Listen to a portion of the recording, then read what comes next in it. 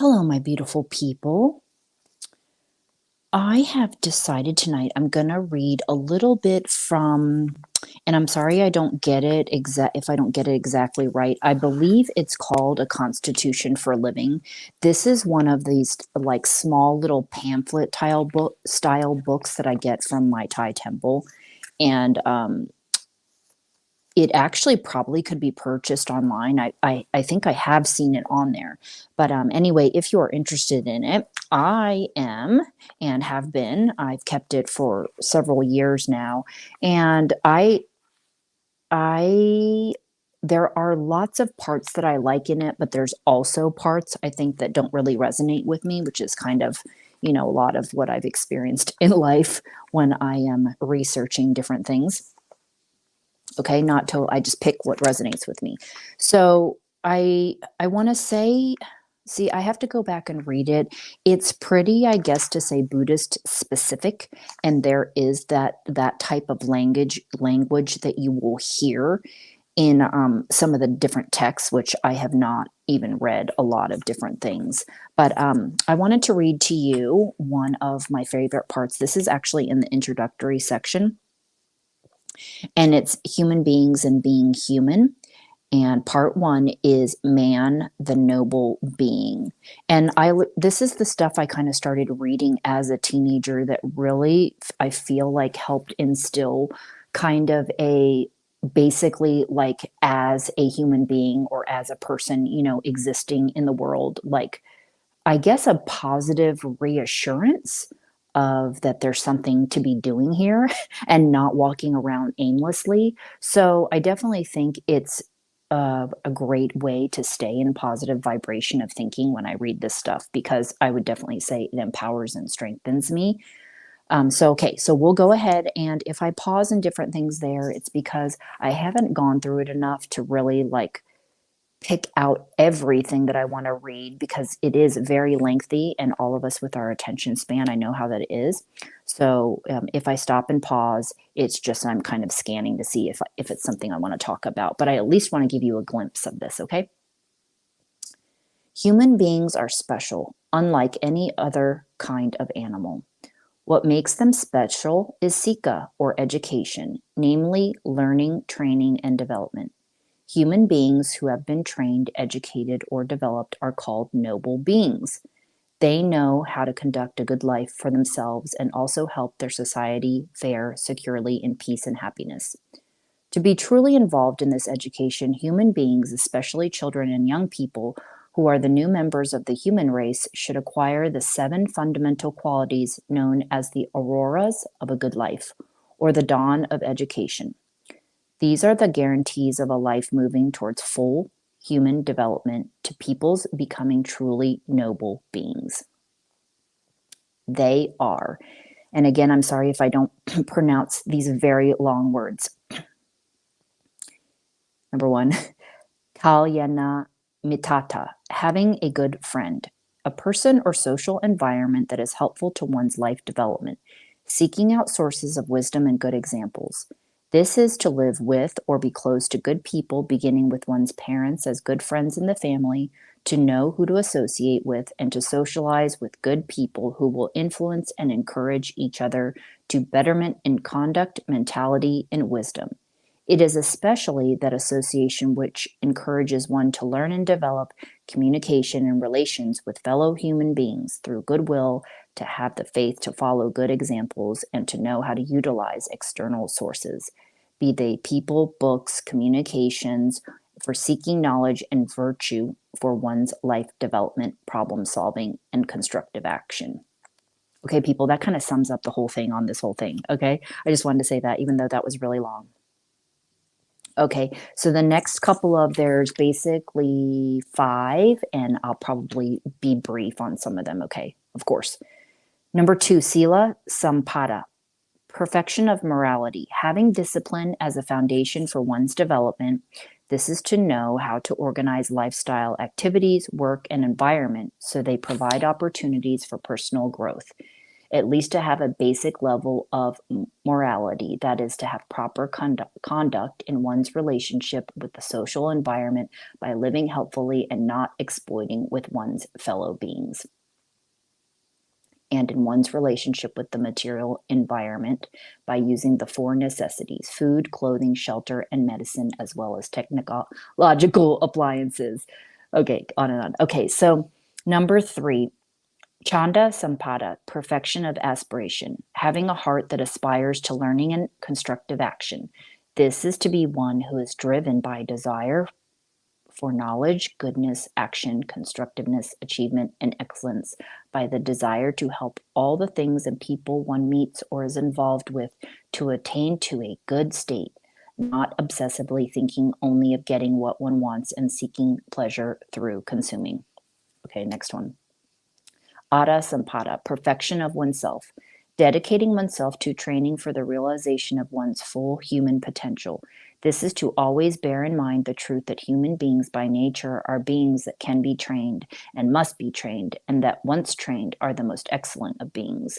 Then to resolve to train oneself so that one views difficulties, hardships, obstacles, and problems as training grounds to test and develop one's intelligence and abilities, to pay heed to one's continuing improvement towards the realization of one's full potential through a comprehensive development that encompasses behavior, mentality, and wisdom. I love how this is worded, even though it's kind of hard for me to get out. Number 5, Diti Sampada, perfection of view, adhering to the principle of conditionality, seeing things according to cause and effect. This is to be established in good and reasonable principles of thought and belief, at least adhering to the principle of conditionality, believing that action is the most powerful determinant of one's fate. Okay, 2 more. Number 6, Apamada Sampada, perfection of heedfulness, establishing oneself in heedfulness. This is to be aware of impermanence, to realize the instability, unendurability, and insubstantiality of life and all the things around one, which are constantly changing according to causes and conditions, both internal and external. Okay, I've talked about this before because a lot of us attach to things and think that things are permanent and they'll always stay like that. So this is just an example in Buddhist thinking of that whole impermanence explanation. Number 7. Okay, Yoni Somanasikara Sampada, perfection of wise reflection, thinking wisely so as to realize benefit and see the truth. This is to know how to think, to know how to investigate, to be able to see all things as they really are within the system of causes and conditions by intelligently examining, investigating, tracing, analyzing, and researching to see the truth of a given situation, or to see the perspective that will enable one to benefit from it. Okay, that was really a lot. Okay, and then the next one, I think I'm just going to bullet some of these. Okay, in the next chapter, the ideal person or perfect human being who can be counted as a truly valuable member of the human race and who can be called a complete person able to lead his community and society to peace and well-being is one who possesses the following 7 qualities. Okay, so I'll just read them straight out. Actually, this one I think got cut off, so I'm going to read 4. Number 1, basically, knowing principles, knowing causes. He knows the principles and laws governing the things. Number 2, I'm not going to say all of the words right now, okay? Knowing objectives, knowing results. He knows the meaning and objectives of the principles he abides by. 3, knowing oneself. He or she knows they are the current extent and nature of his or her status, condition, sex, strength, knowledge, aptitude, ability, virtue, etc.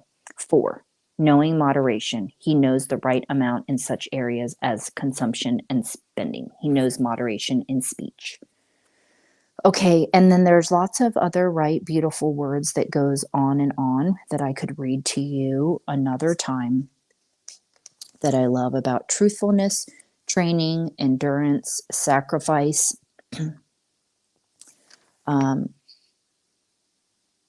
It's funny, it says in here, conducting oneself as a good citizen. So basically, the way that it's written, I kind of like it because it's definitely very philosophical, and that's why I've always looked at Buddhism like that.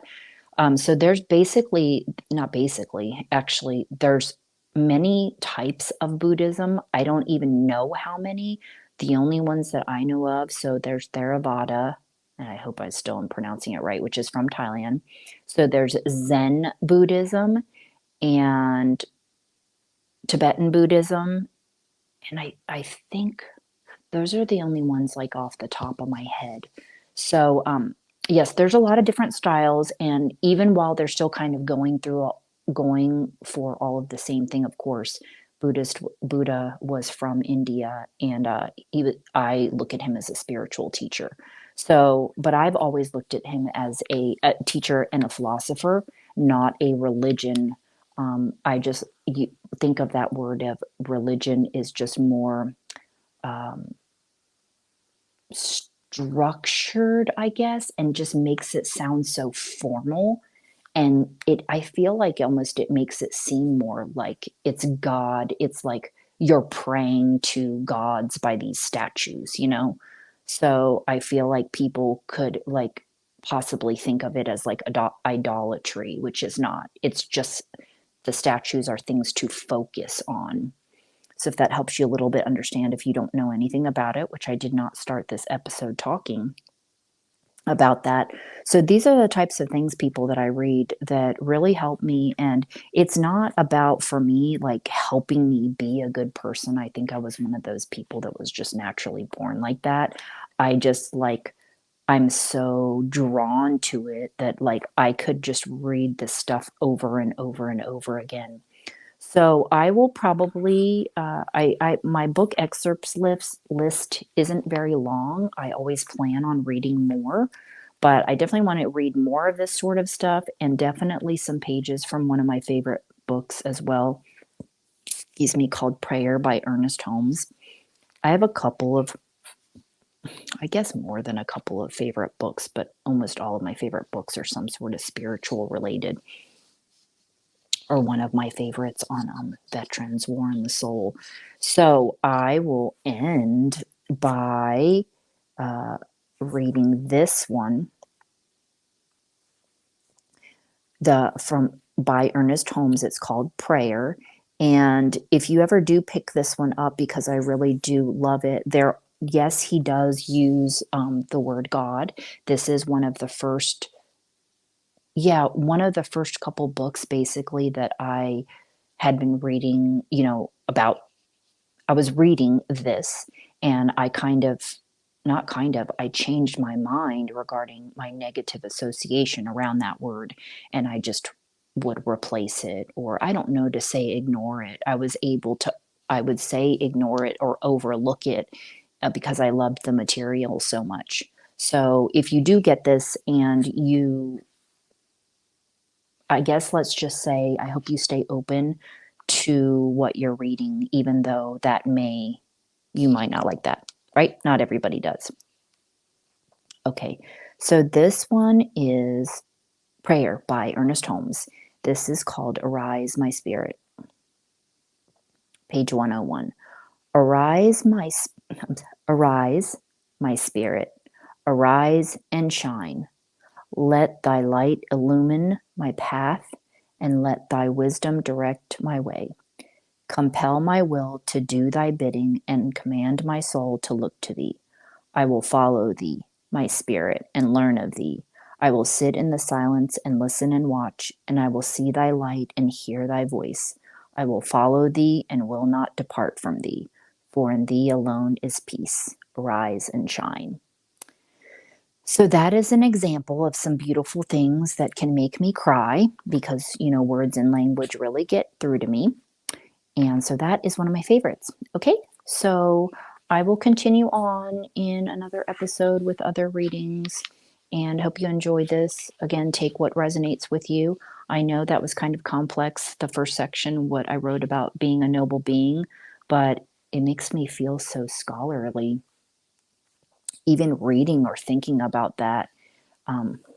Yeah, I like it. So I hope you enjoyed it. Okay, I'll talk to you next time. Bye.